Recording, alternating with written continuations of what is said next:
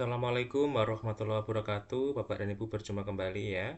Kali ini saya akan berbagi informasi ya dan pengalaman bagaimana cara kita untuk mengerjakan aksi nyata di PMM. Bapak dan Ibu, untuk mengerjakan aksi nyata di PMM, kita harus menyelesaikan pembelajaran dulu ya, pelatihan mandiri di PMM. Setelah itu nanti kita mengerjakan post test. Setelah selesai, baru kita bisa melaksanakan aksi nyata. Bapak dan Ibu, untuk dapat mengerjakan aksi nyata di platform Merdeka Mengajar, di kurikulum Merdeka, syaratnya kita harus punya akun belajar.id ya. Nah, di sini saya sudah login ya dengan akun belajar.id dengan alamat websitenya guru.kemdikbud.co.id. Bapak Ibu silahkan login saja di halaman tersebut. Kemudian setelah berhasil login, nanti di sini akan ada ikon ya, ikon identitas kita ya atau akun kita. Kemudian kalau sudah scroll ke bawah, di sini ada yang namanya pelatihan mandiri Bapak Ibu ya. Silahkan diklik saja pelatihan mandiri. Nah, setelah selesai diklik, maka akan muncul rekomendasi ya di halaman depan. Ini adalah topik-topik yang Bapak Ibu siap kerjakan ya, atau Bapak Ibu siap belajar ya di pelatihan mandiri mengajar ini. Kemudian kita masuk di menu yang kedua yaitu topik. Ini adalah topik yang sudah saya kerjakan Bapak dan Ibu. Di sini ada topik kurikulum Merdeka. Di sini ada 2 modul dan di sini saya sudah mengerjakan aksi nyata tetapi butuh perbaikan ya. Kemudian di Merdeka Belajar ini sudah selesai saya lakukan. Ada 5 modul dan sudah tersedia sertifikatnya.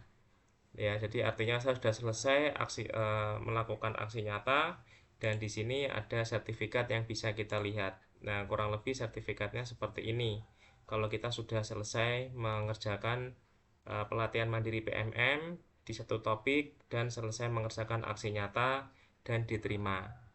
Nah, di sini Bapak dan Ibu saya akan berbagi pengalaman ya, bagaimana cara mengerjakan pelatihan mandiri mengajar ya atau belajar kurikulum merdeka di platform PMM. Bapak dan Ibu, di sini saya sudah punya ya beberapa modul yang belum saya kerjakan, nanti akan saya praktekkan. Contoh di sini ada topik kriteria ketercapaian tujuan pembelajaran. Di sini ada 3 modul Bapak Ibu ya. Kemudian di sini ada penjelasannya. Mengenal kriteria ketercapaian tujuan pembelajaran dan kaitannya dengan pembelajaran murid di kelas. Nah, kita coba buka. Kemudian setelah kita klik Bapak dan Ibu, di sini ada penjelasannya ya. Ini ada menu pelatihan dan juga ada menu referensi. Ya, referensi ini adalah beberapa hal yang terkait dengan topik pelatihan. Kemudian kembali ke pelatihan, di sini ada 4 Bapak dan Ibu, tujuan pembelajarannya atau tujuan pelatihannya. Ya, contohnya adalah memahami konsep kriteria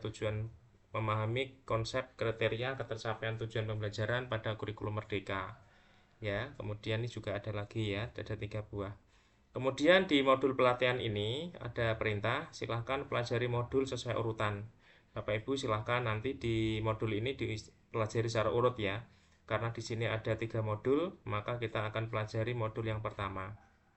Jadi ini adalah modul 1, mengenal kriteria ketercapaian tujuan pembelajaran. Ini kita klik. Durasinya 1 jam, kemudian materinya ada 2. Ya, modul 1, 2 materi. Kita klik. Bapak Ibu, ini daftar materinya tadi ada 2. Yang pertama adalah tentang kriteria ketercapaian tujuan pembelajaran. Nah, kita buka di sini setelah ada daftar materi, ada aktivitas. Ya, aktivitas pertama adalah kalau ada ikon seperti ini, play button seperti YouTube ya. Ini adalah video Bapak Ibu ya. Silahkan diklik saja. Nah, nanti kita akan lihat videonya Bapak Ibu ya. Silahkan Bapak dan Ibu dilihat videonya dengan baik ya, jangan di skip ya Salam karena dan bahagia Ibu dan video Bapak ini Guru. nanti membantu Apakah kita Ibu dan ya. Bapak Memang pernah pembelajaran mempertanyakan kita di sejauh mana platform progres Merdeka peserta Mengajar didik adalah dalam salah menguasai satunya dengan melihat kompetensi video yang ditargetkan? ya dari para pakar, dari Bagaimana para guru narasumber bisa ya, memonitor dari perkembangan para peserta pemateri. didik? Sebelum menjawab Nah, pertanyaan silakan tersebut, didengarkan dengan kita baik, harus ditonton memahami dengan terlebih baik dahulu ya, jangan di sebenarnya skip. apa Kalau yang perlu dimaksud masih dengan belum paham, kriteria silakan ketercapaian bisa tujuan diulang pembelajaran. videonya. Kriteria Kemudian di sini juga ketercapaian ada tujuan penjelasan pembelajaran dari adalah video, serangkaian kemudian juga kriteria ada atau indikator referensi. yang Kalau menunjukkan sudah sejauh Bapak dan Ibu mana peserta disilang didik saja, sudah ya mencapai misalnya ini sudah kompetensi selesai pada dilihat sampai tujuan selesai, pembelajaran. Bapak Ibu sudah Kriteria paham, silahkan ketercapaian disilang. Nah, nanti Bapak dan Ibu ini menjadi centang hijau. Ini adalah contoh kita sudah menyelesaikan aktivitas 1 ya dengan melihat video. Kemudian yang aktivitas yang kedua, Ini juga video dengan judul menentukan kriteria ketercapaian tujuan pembelajaran. Kita lihat lagi videonya. Seperti ini Bapak Ibu ya.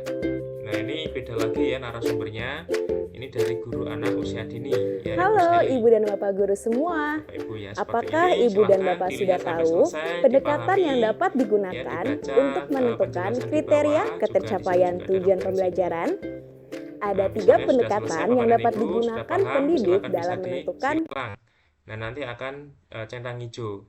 Jangan lupa nanti setelah selesai mengerjakan aktivitas, ya kita mengerjakan latihan. Ya, nah latihan ini Bapak dan Ibu masih berkaitan dengan tadi videonya. Kalau Bapak dan Ibu tadi memperhatikan videonya, Bapak dan Ibu seharusnya tidak kesulitan ya untuk mengerjakan latihan pemahaman ini. Nah, silahkan Bapak dan Ibu di sini ada pertanyaan contoh serangkaian kriteria indikator yang menunjukkan proses peserta didik untuk mencapai kompetensi pada tujuan pembelajaran dikenal dengan istilah kriteria pemahaman tujuan pembelajaran, kriteria kelulusan, kriteria ketercapaian tujuan pembelajaran, atau kriteria diagnosis. Nah, ini jawabannya saya B misalnya, atau nomor 2. Jawab. Nah, ini betul loh Ibu ya. Kalau sudah dilanjutkan. Di bawah ini merupakan pendekatan yang dapat digunakan pendidik dalam menetapkan kriteria ketercapaian tujuan pembelajaran, kecuali, nah di sini kita coba lihat Bapak dan Ibu ya. Nah, misalnya saya jawab nomor 2. Nah, salah Bapak Ibu ya. Jadi ini contoh kalau kita menjawab salah, maka akan ada silang, kalau benar maka centang. Kalau sudah lanjut, Bapak dan Ibu, di sini ada pencapaian kita. Selamat latihan pemahaman selesai. Silahkan pelajari konten yang ada di aktivitas terlebih dahulu agar Anda dapat mengisi refleksi. Kembali ke materi, kemudian kita menulis refleksi. Bapak dan Ibu, silahkan di sini ada refleksi. Dijawab pertanyaannya ya. Bagaimana penentuan kriteria ketercapaian tujuan pembelajaran yang Bapak Ibu lakukan selama ini? Silahkan ditulis ya, ditulis kemudian setelah itu disimpan. Setelah selesai materi 1 Bapak dan Ibu silahkan lanjutkan materi yang kedua, sama tadi alurnya ya, aktivitas belajar materi dulu, kemudian mengerjakan latihan, mengerjakan cerita reflektif, baru nanti Bapak Ibu kerjakan post test. Setelah post test selesai, Bapak Ibu nanti bisa mengerjakan aksi nyata. Itu Bapak dan Ibu alur dari kegiatan pelatihan mandiri mengajar ya, PMM.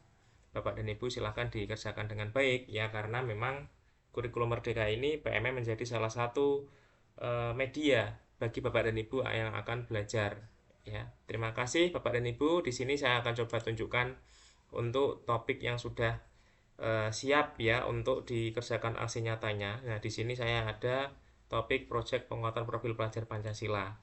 Nah, di sini modul-modul yang sudah saya selesaikan ada tanda centang ini artinya sudah selesai saya lakukan. Kemudian tinggal praktekkan aksi nyata. Nah, di sini Bapak dan Ibu untuk mengerjakan aksi nyata ada penjelasannya. Ya, contoh di sini Bapak dan Ibu ada penjelasan yang pertama adalah merancang atau memodifikasi rubrik assessment project bersama murid guru ya. Silakan diklik rinciannya.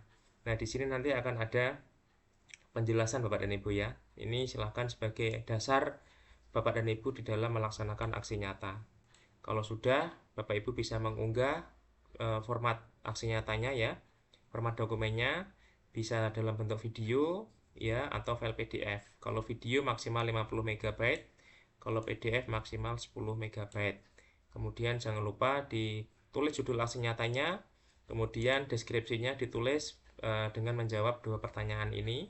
Kemudian refleksi juga ditulis dengan menjawab 3 pertanyaan. Kemudian jangan lupa dicentang-centang ya 1 2, kemudian kumpulkan. Bapak Ibu sedikit tips saja, nanti untuk membuat dokumen aksi nyata kita bisa menggunakan ini ya, Canva ya. Nah, di sini saya akan berikan contoh untuk aksi nyata saya yang sudah selesai. Ya, di sini adalah contoh aksi nyata saya yang sudah selesai saya buat. Ya, dan sudah terbit sertifikat Bapak dan Ibu ya. Nah, ini adalah Merdeka Belajar. Nah, ini Bapak dan Ibu, ini adalah desain aksi nyata saya menggunakan Canva.